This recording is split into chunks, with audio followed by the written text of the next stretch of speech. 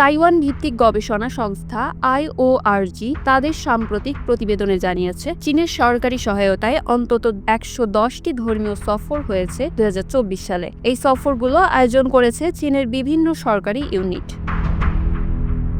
প্রথমবারের মতো এই প্রতিবেদন দেখিয়েছে কতটা ব্যাপকভাবে চীন ধর্মকে ব্যবহার করছে প্রভাব বিস্তারের হাতিয়ার হিসেবে।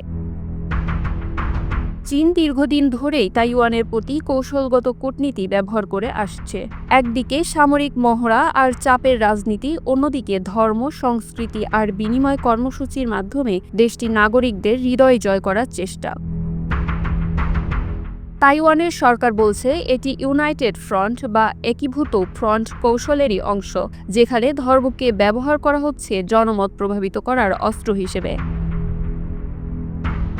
IORG এর গবেষকরা 7,000-এরও বেশি নিবন্ধ বিশ্লেষণ করেছেন, যেগুলো প্রকাশিত হয়েছিল চীনের তাইওয়ান অ্যাফেয়ার্স দপ্তরের ওয়েবসাইটে।